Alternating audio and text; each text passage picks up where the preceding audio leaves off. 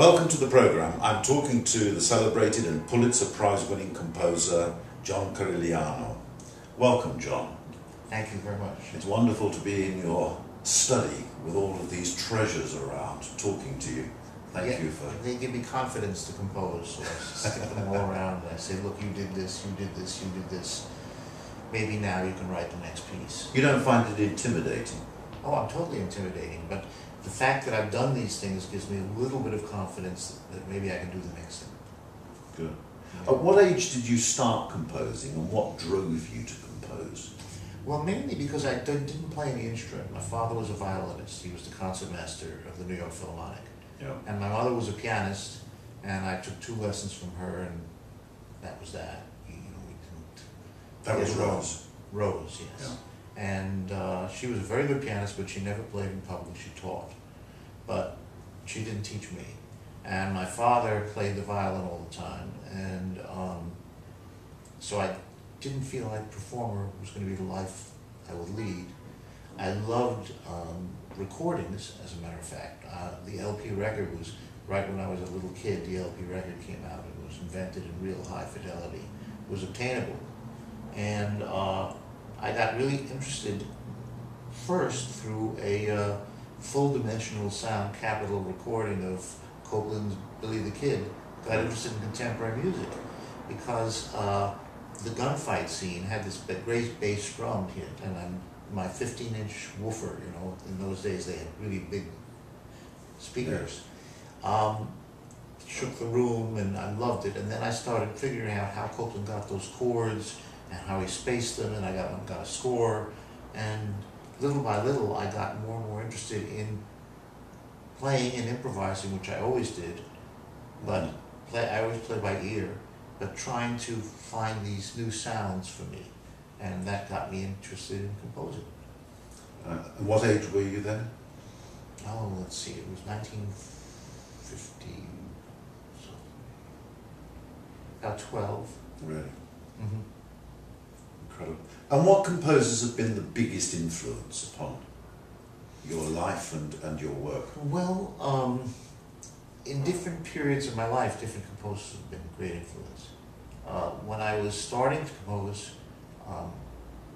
I loved the works of Copland and Stravinsky most, all that, and Benjamin Britten and Samuel Barber, and the whole Americana school of composing. I really, loved it, and my first pieces reflect that. Yeah. My overture tournaments and my piano concerto and my violin sonata are all in that world. Yes. And then in the 60s, I discovered the sound world of Penderecki in Eastern Europe and put that into my brain. Very different. And it's totally different, and it's based on sonority as material, in a sense. You don't have melody, harmony, or rhythm. You really just have sonority to build your pieces. Varese, of course, too. And it got me all excited. And then I said, can I combine these two? Can I write music that uses sonority and new techniques, and also can be at times harmonic or 12-tone? I went to Columbia, and 12-tone music was taught there, and it was kind of like you had to learn it, and not just learn it, but every composer there composed using that technique. Mm. And I was a rebel with Otto Luning as teacher. And I didn't do that. And he always asked me, why do you not want to do what everybody else is doing? And I said, well, because I think that's the way a composer should be. He should do what he wants to do, even if it's alien or too familiar, whatever it is, and evolve himself into whatever he turns out to be. All right. What is a typical day for you? When do you work, or is there such a thing as a typical day? Well, there really isn't. When I'm writing a piece, which I am not now, it's quite obsessive about writing. And I think about it all the time, and so I get up, and after some breakfast, an ideal kind of day, say in the summer, when I had the time to do it, would be then to write have lunch, take a nap, refresh myself, and write until about 7:30 or 8, have a late dinner, watch TV, go to sleep. But that's the ideal day when I have a purpose and a piece to write, and I have a deadline, and I feel the pressure. If you don't feel the pressure of the deadline, it's much easier to take a swim and cook up a better pasta sauce. And do you compose at the piano? Half at the piano. Half at the piano. Yeah. And in short score? Yes, I compose in short score. Then what I do is I label every instrument. So my short scores are given to Schirmer, who puts them out, and everything when I say oboe 1 does this line, they'll put the oboe 1 part. When I say tutti for a big chord, they'll do nothing, they'll just leave it blank. Right. So I fill in all the things that I didn't make specific in the short score. But I make as much specific as possible. Yeah. Because I think of those instruments as I'm composing. They are the instruments that play it. I may as well label it, and so I know what's playing what and where they are. And if I have, don't have 3 clarinets and I'm using 2 clarinets and I want something for clarinet, at least I know I see my 2 clarinets are at work and I have to devise something else. So I like orchestrating part of composing. I love it. But the composing part, the thinking of the actual material, is the hell that I go through. Yeah. Your orchestration is incredibly rich and very colourful. Well, thank you. And so one can hear that process of you labelling it immediately, because as a performer, it's obvious that you've thought of that particular instrument, even though you're writing in short score. Right. I always think of the instrument playing, and very often the material comes from the instrument. Like Stravinsky did. I mean, this squad is sold out. If you look at the way he writes for the strings, for the solo violin, for the bass, it's all based on open strings and ways of getting chords, unusual chords, using the traditional things a violin can do, but make new things out of it. But he always uses the instrument to get his musical ideas. Yeah. Your musical tastes are fairly eclectic. What would we find on your iPod? On my iPod you find nothing. I don't carry any music around. I don't listen with earplugs. Right. I don't know why. I find that very distracting. And would I walk down the street doing that or something? It just doesn't appeal to me. I have my setup here and in the country and in my car. I have a nice stereo system. And there you'll find there's a whole pile of CDs there. There's going to be stuff that fellow composers have sent me. That I get a lot of CDs in the mail from former students, from colleagues, etc. And I play those. And then you'll find some Mozart chamber music and things like I have a Brahms double that my father was playing with Bruno Walter that was released on an Italian label. Oh, wonderful. And it's a fantastic performance. In which sound, of course, 1951, I think, was when that was made, as a radio broadcast. It's limited, but the performance is great. And I love listening to the classical period and romantic period of chamber music, in addition to contemporary music. Right. Things I like most. You're well known for your support of young composers, both your work at Juilliard and when you were composer in residence at Chicago Symphony Orchestra, when you instituted their young composers program. Right. What advice would you give to a young composer nowadays? I actually think I don't have to give any advice to a young composer. They know it. Because I write with a 9mm pencil, and they're on Sibelius 6 going on to Sibelius 7, and they already have a website, and they print out their own music, and they rent it or sell it. I mean, all the young composers I've met are so savvy, and they get to know each other through emails and online stuff, talking to each other. So in a funny sort of way, I'll just keep doing what you're doing. It's faster and better than what I'm doing. I just can't learn Sibelius. It's just too much memory. There's enough memory here. There's a lot of memory in But you wouldn't pass on what Lunik said to you. Why aren't you doing this dodecaphonic music? Oh, You no, encourage I never do that. your young composers to be individual. Each of I mean, I have a lot of young composers that have gotten pretty famous.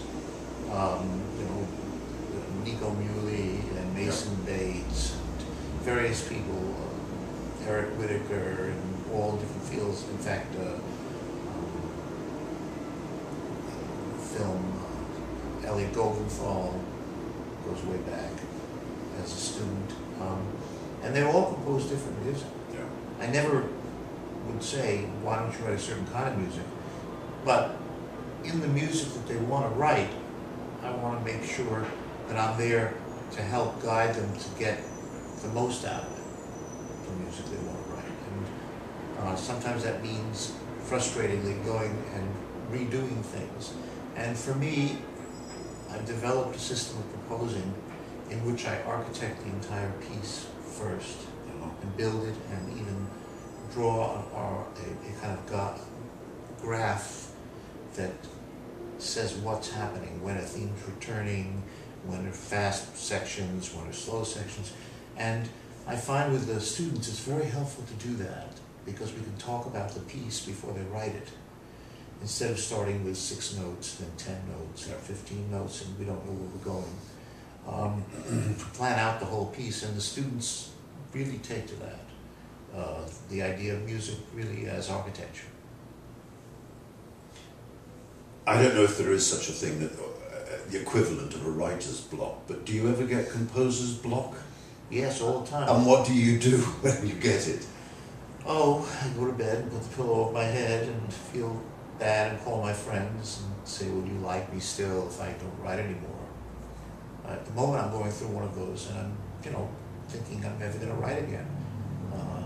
But then last 3 days ago I had the urge to look at something I had started and stopped composing, and I said I kind of was interested in going back to it. But what I did this summer to avoid composing is I planned all these great trips to China to hear One Sweet Morning, which was co-commissioned by the Shanghai Symphony and the Philharmonic.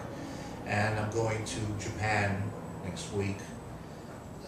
Lara St. John is going to be playing my concerto in Tokyo and Hiroshima, and she's playing this very strange piece I wrote for the Tchaikovsky competition called Stomp, in which you scordatura, you mistune the strings, so the G string gets tuned down to E, and the E string gets tuned down to E flat, which means that they have to finger different notes all the time, but it gives them a real low note, and it gives them a very dissonant open strings, and that becomes a bluegrass piece with stomping and clown. And all the contestants, it was really wild watching 12 contestants, some of them from China, little remote villages in China and Siberia, and here they are faced with scordatura and stomping and a style that they don't know, and how they figured that out was very interesting. I come from a country where the composer is a performer as well. The tradition of Elgar, Britain, and more recently people like Thomas Adès and George Benjamin conduct. Do you ever conduct your music? No, I'm just too nervous about it. I don't mind standing in front of an audience, thousands of people, and speaking off the cuff, just ad-libbing about a piece of mine. Right. But I have this performance problem because of my father. I used to, when I was a little kid, when I was say 7 years old, 6 years old, he would play a concerto with the Philharmonic every year. I knew every note of the piece because I heard him practice it. I knew where he got nervous because of difficult spots were coming and where the places he relaxed a little bit in. I went to the rehearsals, and during the concert, I couldn't sit in the audience. I went into the green room and heard it on speakers, which is the way I heard my own music until about 25 years ago when I finally sat in the concert hall. I heard it through speakers because I just didn't want to be up that close to it. So the idea of actually standing on the stage and conducting it is not for me. Right. Do you attend rehearsals and proffer advice and? If they'll let me. If who will let you? There are conductors whose ego won't let you speak to them even on the podium. You have to take notes and speak to them after. They're usually not American, but sometimes they are. And they have very big egos, and they also don't want the orchestra to see that the composer really knows more than they do and is explaining something to them. So they do it that way. Right. And then there are others, Marin Alsop, you know, and Leonard Slatkin and people like that, who just have me come up on the stage, and I not only give notes directly to the musicians, oboe, that note was the wrong note, it should be, you know, B flat, it must be a mistake, and we need to have here, the trumpet is getting lost, and he's playing the melody, etc., etc. But I'll also turn to Marin or someone, I'll say, Marin, could you play this passage a little faster? Yeah. Now, some conductors cannot take that. The idea that they're standing there and the composer is actually telling them to do something that they were doing differently. And that's the balance you have. And whenever I go to a conductor I don't know, I always have a seat with him before and say, how do you want me to behave? What do you want me to do? Do you want to speak to me? Should I go up to the podium and speak to you after each movement? Should I give my notes directly to the orchestra? Should I not give notes until you tell me to keep privately that you want notes? And it depends on the conductor. That's fascinating. I mean, I think the relationship between the conductor and the musicians in the ensemble, the orchestra, and the audience is a very important one. And do you think that it's actually led to this kind of anonymity of the American composer? Because with the exception of John Adams, I can't think of any others that conduct their own music. That's true. So the audience actually don't know what you look like. They know very little about you. You're this mysterious person that writes these wonderful scores. Well, I try to get out there when I'm not too tired to do it and stand on the stage before my piece is played and explain it to the audience directly. What's happening.